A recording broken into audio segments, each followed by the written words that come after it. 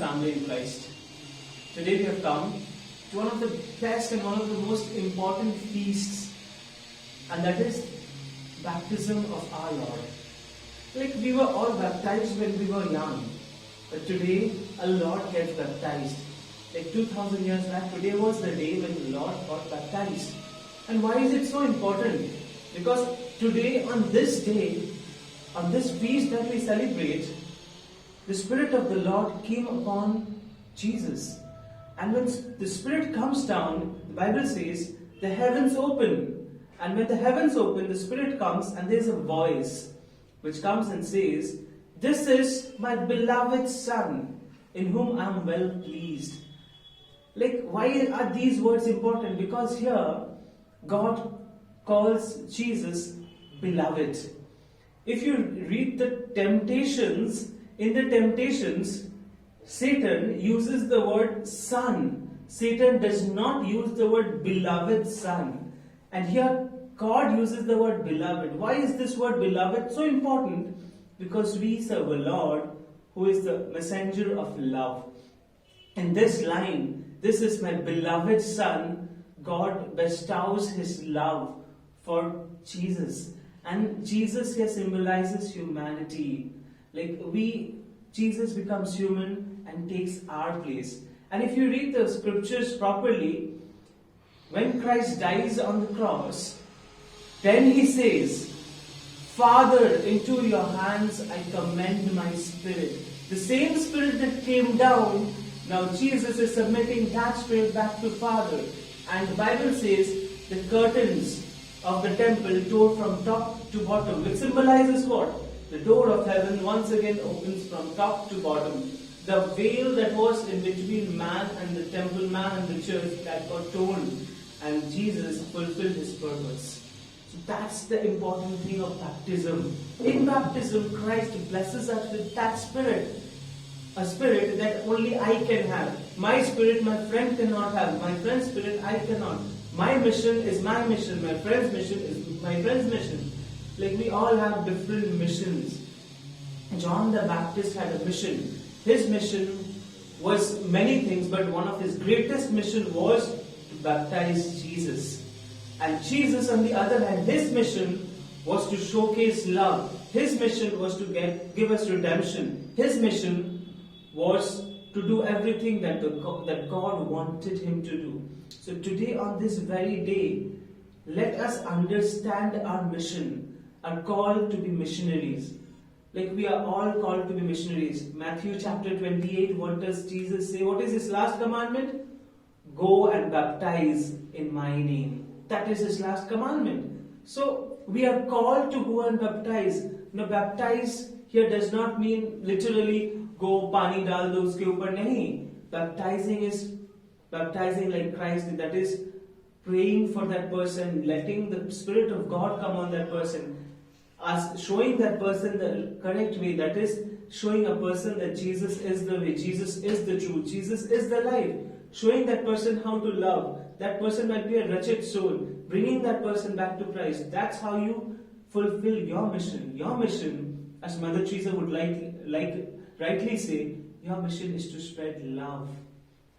Love is your mission. Love is my mission.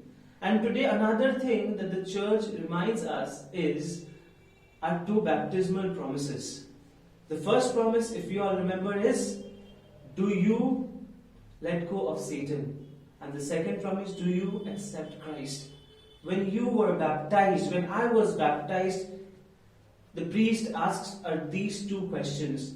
Do you renounce Satan? We say, yes, we do. And do you accept Christ? Yes, we do. So today let us come to that threshold and answer these two questions. Do you renounce Satan? And do you accept Christ? Now when I'm talking about renouncing Satan, I'm not literally a person. Like Satan will not come like with horns, with broken wings, with tattered bodies. No. Satan can come in disguise of your best friend. Satan come in disguise of what you wanted the most. Satan can come in disguise as a girl, as a boy. Satan can come in any form. As the scripture rightly says in John, that Satan is a deceiver of lies. Satan will lie. When someone is lying to you, that person is from Satan. And the second thing is, if you think that you don't have Satan around you, then, like as you are saying, I will reject Satan. You can only reject something when that person is around you. Satan is around you. Satan is trying to devour on you. Like Satan tempted Christ. If Satan can tempt Christ, Satan can tempt you as well. So are you willing to let go of those temptations? That is your first baptismal promise. If you have made a promise, keep it. Like, we don't break promises. Christ never breaks promises. If you read the book of Kings, it says God keeps his promises. So are you willing to keep your promise of not being tempted by Christ, of saying no, of not being tempted by Satan, of saying no to Satan? If you're not willing to say no to Satan, then trust me, my dear brothers and sisters in Christ, you are failing your first baptismal promise. And the second baptismal promise, are you willing to accept Christ? Accepting Christ does not mean coming to church and staying in church 24/7. No, accepting Christ means doing your daily course. Accepting Christ means doing your everyday work. Accepting Christ means loving your neighbor. Accepting Christ means loving that person whom you cannot love. Jesus fed Judas. Are you willing to feed the Judas of your life? If not, then you are not fulfilling your second baptismal promise. So today, as the church celebrates baptism of the Lord, there are three things that you really need to answer, that I need to answer, that every one of us need to answer. First is, what is my mission?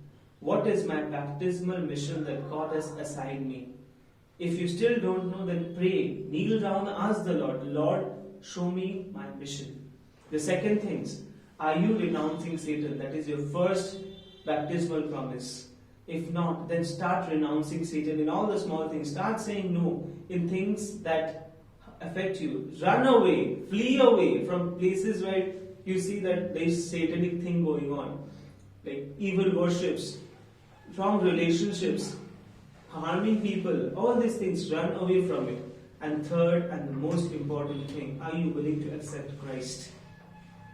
When Zacchaeus accepted Christ, he got redemptions. When Mary accepted Christ, she got redemption. And when an adulterous woman like Mary Magdalene accepted Christ, she became the first preacher of the church. She went back and she preached to the same people who did not accept her. So my dear brothers and sisters in Christ, again, what is my mission? Am I renouncing Satan? And have I accepted Christ? Let these three things be the three things that you accept and you ponder upon today on this feast day where we celebrate baptism of our Lord.